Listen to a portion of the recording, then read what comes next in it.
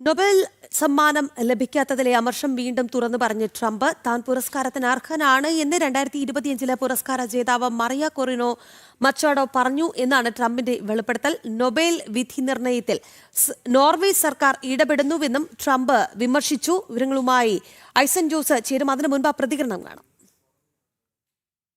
Should have gotten the Nobel Prize for each war, but I don't say that. I say millions and millions of people.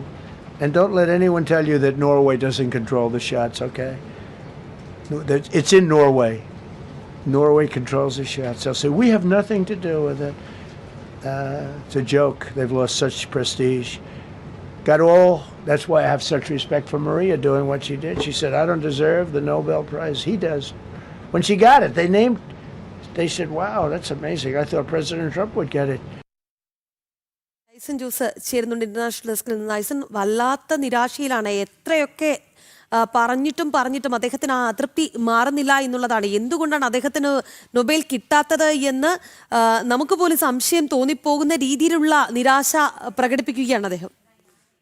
തീർച്ചയായും രാഖി, വലിയ നിരാശയും അമർഷവും തന്നെയാണ് അദ്ദേഹം പ്രകടിപ്പിക്കുന്നത്. അത് തീർത്തും ലോകം മുഴുവൻ സംശയിക്കുന്നത് എന്തുകൊണ്ട് അദ്ദേഹത്തിന് നൊബേൽ സമ്മാനം നൽകിയില്ല എന്നതാണ്. കൃത്യമായും നോർവീജിയൻ ട്രസ്റ്റ് ഇക്കാര്യത്തിൽ, അതായത് നൊബേൽ സമ്മാനം നൽകുന്ന ട്രസ്റ്റ് ഇക്കാര്യത്തിലൊരു നിലപാട് സ്വീകരിച്ചത് ട്രംപിൻ്റെ താല്പര്യം സമാധാനം മാത്രമായിരുന്നില്ല എന്നാണ്. നമുക്കറിയാവുന്നതാണ്, ഗ്രീൻലാൻഡ് ഉൾപ്പെടെയുള്ള വിഷയങ്ങളിലും അതുപോലെ തന്നെ വെനസ്വേലയിലെ വിഷയങ്ങളിലെല്ലാം തന്നെ ട്രംപ് എടുത്ത നിലപാടുകൾ വളരെ ഗൗരവത്തിൽ തന്നെ ലോകം നോക്കിക്കാണുന്നൊരു സാഹചര്യം ഇപ്പോഴുണ്ട്. അന്ന് ഈ പ്രശ്നം വരുമ്പോൾ ഗ്രീൻലാൻഡ് ഉൾപ്പെടെയുള്ള വിഷയങ്ങൾ ഉണ്ടായിരുന്നില്ല എങ്കിൽ കൂടി സമാധാനം പുനഃസ്ഥാപിക്കുക മാത്രമല്ല അദ്ദേഹത്തിൻ്റെ ലക്ഷ്യമെന്ന ഒരു നിലപാടാണ് അദ്ദേഹം പറയുന്നത്. പല വിഷയങ്ങളും, അതായത് 8 യുദ്ധങ്ങൾ അവസാനിപ്പിച്ചു, അതുകൊണ്ട് തനിക്ക് നോബൽ സമ്മാനത്തിന് അർഹതയുണ്ട് എന്നൊക്കെയായിരുന്നു അദ്ദേഹത്തിൻ്റെ നിലപാട് എങ്കിൽ കൂടി അതെല്ലാം തന്നെ ചോദ്യം ചെയ്യപ്പെടുന്ന ഒരു സാഹചര്യം. അദ്ദേഹത്തിൻ്റെ നിലപാടുകൾ, അമേരിക്കൻ പ്രസിഡന്റിൻ്റെ നിലപാടുകൾ എന്തിൻ്റെ താല്പര്യത്തിലായിരുന്നു എന്ന ഒരൊറ്റ ചോദ്യത്തിലാണ് അവസാനിക്കുകയും ചെയ്തത്. ഈ ഒരു പശ്ചാത്തലത്തിലാണ് നോർവേ പ്രധാനമന്ത്രിക്ക് അദ്ദേഹം കത്തെഴുതുകയൊക്കെ ചെയ്തത്. അത്തരത്തിൽ അതിനും ഒരു മറുപടിയായാണ് ഇപ്പോൾ ഈ വാർത്താ സമ്മേളനത്തിൽ, ഒന്നാം വാർഷിക വാർത്താ സമ്മേളനത്തിൽ അദ്ദേഹം പറയുന്നത് ഈ നോർവീജിയൻ ട്രസ്റ്റിൽ ഇടപെടുന്നില്ല എന്ന് പ്രസിഡന്റ്, അവിടെയുള്ള